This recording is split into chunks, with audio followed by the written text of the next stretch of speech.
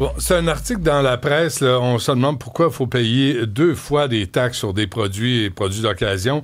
D'abord, il y a Éric Duhem avec nous, puis on va revenir avec Éric dans un instant, mais Annick Leclerc est avec nous, propriétaire de la boutique Bébé Mégane à Sherbrooke. Madame Leclerc, bonjour.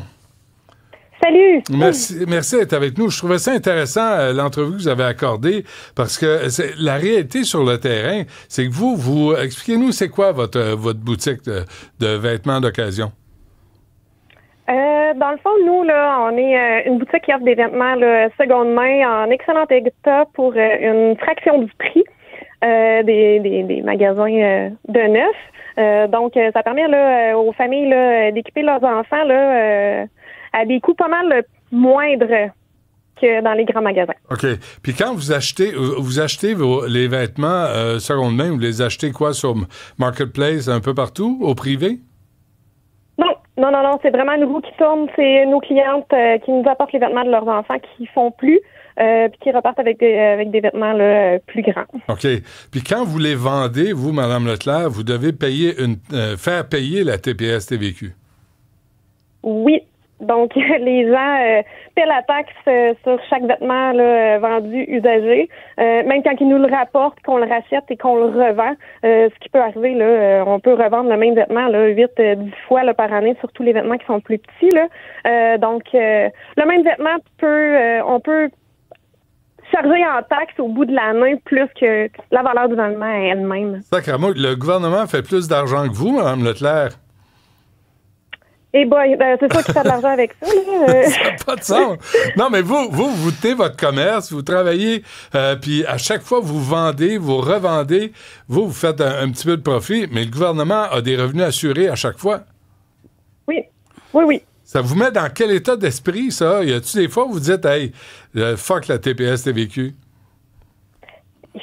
Oui, mais malheureusement, là, c'est pas nous qui choisissons. Puis pourtant, là, c'est une question qu'on se fait poser sans cesse là, à la caisse. Puis c'est pas tout le temps le fun de répondre, mais les gens, il faut qu'ils comprennent que c'est pas nous qui décident. Ben oui. C'est ça, c'est le gouvernement, mais les gens sont pas d'accord avec ça. Ils comprennent pas. C'est pas logique, c'est pas juste, puis c'est pas éco-responsable non plus. Là, c'est une taxe répétitive qui a pas d'allure. Oui, et en plus, ça encourage le recyclage de vêtements qui sont en bon état. Au lieu de les mettre au dépotoir, ben là, on les réutilise. Puis ça me semble que ça fait du sens. Vous avez, lancé une pétition, Mme Leclerc?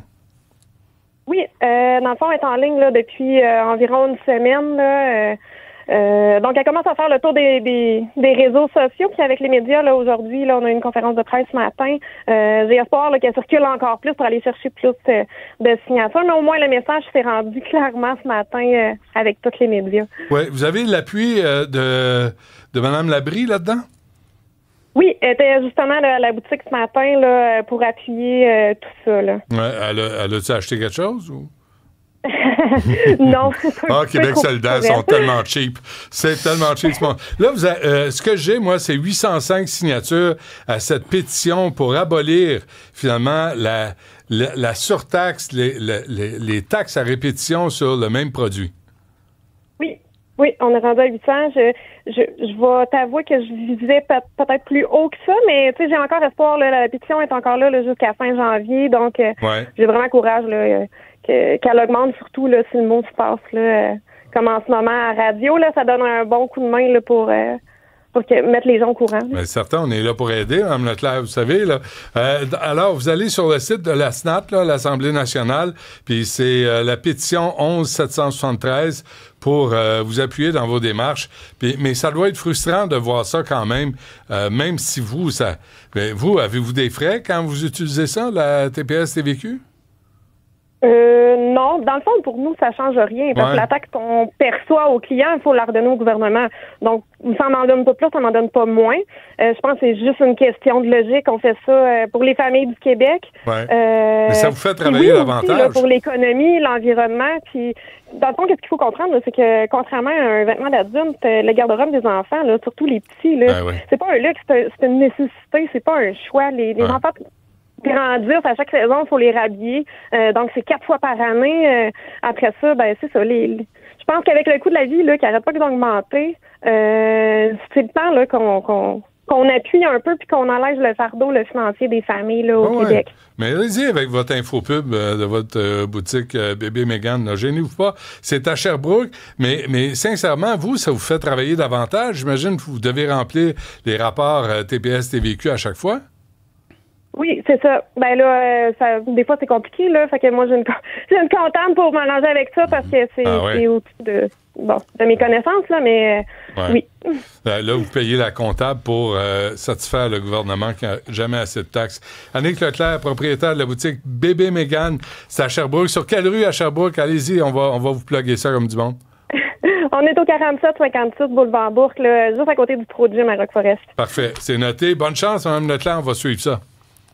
Un gros merci. Bonne journée. Au revoir. Éric Duhem est avec nous du Parti conservateur du Québec. Éric, bienvenue. Bonjour. Merci, bonjour. C'est ça aussi, là. C'est le commerçant qui dit, il faut que je remplisse fois, puis un autre fois, TPS, TVQ. Les frais de comptable, là, ça veut dire qu'elle est obligée d'ajouter ça d'un coup, là, parce qu'elle ne peut pas perdre de l'argent à cause de ça. Ça veut dire que non seulement le consommateur paye une taxe, donc 15 % de plus sur ce qu'il achète, mais en plus, il y a des coûts supplémentaires qui s'ajoutent parce que le commerçant est obligé de remplir un paquet de papier. Ça n'a aucun sens, c'est indécent. Pensez-y, là. Puis c'est vrai, pour là, on parle du linge pour enfants, puis c'est sûr que ça vient nous chercher au trip, c'est plus scandaleux que d'autres produits, mais c'est vrai pour tout. C'est vrai pour les automobiles, en particulier, le plus gros montant. Ça devrait, grosso modo, 350 millions de dollars annuellement que le gouvernement va chercher sur des biens usagés qui surtaxent 2, 3, 4, 10, 15, 20 fois. OK? Alors que pour le bien le plus cher dans la société, c'est nos maisons, ça, il taxe juste une fois. Quand tu achètes ta maison, la première maison, quand c'est une maison neuve, là, tu payes la TPS, TVQ, mais après ça, tu la payes plus. Mais sur tous les autres biens, c'est le contraire. Tu as la taxe de bienvenue. Tu as la taxe de bienvenue. Ça, c'est la taxe municipale. Mais le concept de l'entrevue aujourd'hui, Éric Duhem, là, c'est ça. C'est un produit, là, n'importe qui, que ce soit provincial, fédéral, municipal, il y a toujours quelqu'un pour te retaxer un produit pour lequel on a déjà payé les taxes. Puis, ce qui est scandaleux, là, moi, j'ai été éveillé par un concessionnaire auto là, qui vend des voitures usagées. Très honnêtement, c'est comme ça que je me suis intéressé à cette question-là. D'ailleurs, nous autres, on avait promis à l'élection d'abolir cette taxe-là, puis on avait budgété le 350 millions dans notre cadre financier pour arrêter cette spirale-là. Ce qu'il m'avait expliqué, puis il m'avait montré une voiture, je pense qu'elle était rendue à la 17e fois qu'elle se faisait vendre. Ce qui faisait en sorte que le gouvernement faisait plus d'argent que le prix de la voiture neuve. Pensez-y 2 minutes, fou, là. Comment ils siphonnent des taxes. C'est une spirale d'enfer pour le contribuable. Puis on a parlé là, de l'écologie, puis c'est vrai, là, c'est les gens qui vont réutiliser des vêtements. Attention, Éric Duhem va parler d'écologie, mesdames et messieurs. Mais attention, tout le monde ça est pour fait la ça. une. Réutiliser, je veux dire, si toi, ta tondeuse, tu l'utilises plus, que tu la vendes à ton voisin pour 50$, c'est bien mieux, tu sais. C'est bien mieux que s'il s'en achète une œuvre pour l'environnement. Mais vous dites ça, Éric, on va se tutoyer ou vous voyez, ça ne me dérange pas. Mais on parle d'outils et équipements d'occasion, vêtements, accessoires d'occasion, bijoux, articles d'occasion, des antiquités, des appareils électroniques. Il y en a qui achètent des électroménagers. Ouais. T'as tout, là. Puis je pensais pour quelqu'un qui achète un frigidaire à 200$, c'est un millionnaire. Ouais. Pourquoi que les gens vont acheter de l'usager? Parce qu'ils n'ont pas les moyens de se l'acheter neuf, souvent. Fait qu'on taxe... Moi, j'appelle ça une taxe... c'est une taxe sur les pauvres, OK? C'est une taxe qui est inéquitable parce que tu taxes davantage les gens à faible revenu qu'à haut revenu. Ouais. Le gars qui gagne 1 million, là, il n'ira pas s'acheter un frigidaire à 200$. Mais sur l'environnement aussi. Ben oui. C'est, au lieu de l'envoyer au dépotoir, encourager la revente d'un produit qui ne sert plus à quelqu'un. Mais pourquoi ils font ça? Ben, ils font ça pourquoi? Parce qu'ils veulent plus de revenus. Ils n'en ont jamais assez. Ils veulent toujours dépenser plus. Puis c'est une manne. Ils ont 350 millions qui ramassent à terre comme ça facilement. Puis il y a aussi une iniquité parce que de plus en plus de gens achètent en ligne. Puis souvent, il y a des moyens de contourner ça. Ouais. Alors que le petit commerce qui a pignon sur rue, qui, quant à moi, est encore plus légitime, qui est chez nous, qui paye des loyers, qui paye des taxes chez nous, des impôts, lui, il n'y a pas ce bénéfice-là. Donc, on encourage les commerces extérieurs, puis on décourage nos petits commerçants qui ont pignon sur rue. C'est une taxe qui est inéquitable à plusieurs égards. Ouais. Puis ce que je comprends pas, c'est que c'est difficile d'avoir l'appui du public là-dessus. Ça fait des années qu'on se bat là-dessus. Il faut que tu le vois, 800 personnes qui ont signé la pétition, tu vois que ça ne lève pas fort. Là. C'est pas un sujet qui passionne les gens alors que ça a un impact dans le portefeuille. Hey, un char, là, une coupe de 1000$, calcule ça à 15%, ça va vite. Là. Ah ouais. Non, certain. Puis, tu sais, moi, je me disais, Éric Duhem, dans la réflexion, là, est-ce que on trouve ça normal de repayer des taxes. On paye des taxes, des impôts pour le système de santé. Oui. Puis là, on est presque obligé de se tourner vers le système de santé privé.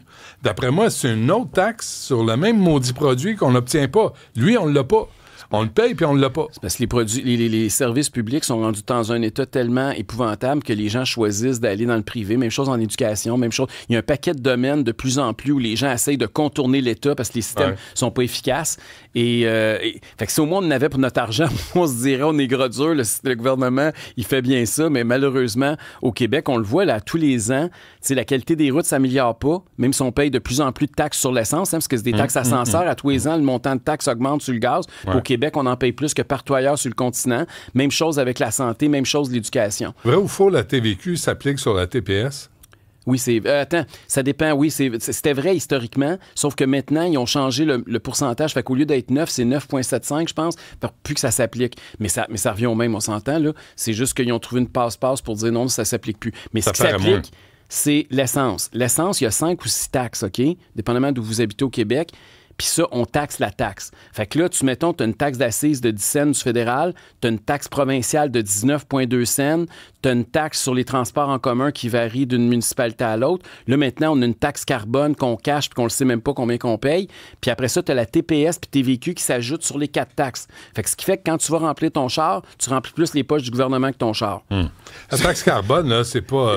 c'est le marché du carbone. Là. Mais... Bon, je veux pas recommencer là-dessus. Non, mais c'est une là. taxe ascenseur. C'est-à-dire qu'à tous les ans, le minimum monte.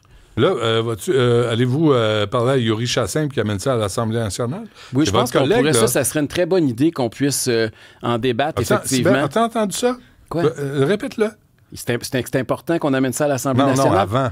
C'est une très bonne idée. C'est une très bonne idée? Merci. Ah, OK, c'est l'idée de Benoît. Non, mais de toute façon, elle est déjà à l'Assemblée nationale. La pétition est déjà sur le site de l'Assemblée nationale. Elle va être présentée. Mais ça, c'était pour les... Mais ça prendrait un projet de loi. C'est ça, parce que QS, ils diront pas ses chars, on s'entend, là. Non, donc... Ils veulent les abolir, c'est comme... Mais ça, attends, je sais pas si on a une minute, mais il y a quelque chose de contradictoire contradictoire avec QS par rapport au transport présentement. Puis je pense qu'il faut le souligner. Il y a une grève, on est le jour 10 aujourd'hui de la grève à la STM. Moi, je suis pas un gars de Montréal, là, puis j'ai le seul qui est intervenu, puis le premier sur ce sujet-là. C'est inacceptable que les usagers puissent pas avoir accès au transport collectif. Il y a 11 000 personnes à Montréal tous les jours qui ont besoin du transport en commun pour aller à leurs rendez-vous médicaux. Et malheureusement, il y a une partie de la gauche au Québec présentement que son cœur est tellement syndicaliste qu'il se bouche le nez puis il se ferme les yeux. Mais s'ils veulent vraiment qu'on utilise les transports en commun, il faudra envoyer le message que le transport en commun est là quand tu en as besoin. Il fonctionne. Pas que pendant un mois, ils décident qu'il n'y en a plus. Parce que là, on est en train d'encourager le monde à retourner au char. On a gaspillé des centaines de millions de dollars pour encourager les gens à prendre le transport en commun. Puis en un mois, on risque de tout effacer le progrès qu'on avait fait ces dernières années. Il y a la moitié moins de monde qui a acheté une passe ce mois-ci. Là. Il y en a combien qui vont décider que finalement, ils vont garder le char? Ou qui saute par-dessus la clôture. Ça, c'est un autre problème. 30 secondes là, sur les médecins au Centre Bell. Oui. Hein, ça doit vous toucher, ça? Ben écoute, moi, je pense que la solution, là, c'est moins de centralisation politique, plus de liberté. Nous, on est un parti qui veut additionner la contribution du secteur privé, comme l'avait promis la CAQ, mais qui ne l'ont pas fait. Ben oui. Et malheureusement, le gouvernement, quand tu es obligé de passer des lois aussi liberticides envers tes employés, c'est parce que ton système ne marche plus. Moi, ce que ça témoigne, la loi 2, en réalité, là, c'est que le monopole public au Québec est rendu au bout du rouleau, puis il est en train de frapper le mur. C'est ça que ça me dit. Puis il y a 1,5 million de Québécois. Avez-vous un médecin de famille? Non, j'en ai un privé. Au privé? Ben oui, c'est ça. Je suis obligé de payer alors que je paye des taxes et des impôts pour en avoir un public, mais il n'est pas disponible. Ouais. Éric Duhaime du Parti conservateur du Québec. Merci. C'est moi qui vous remercie. Bye.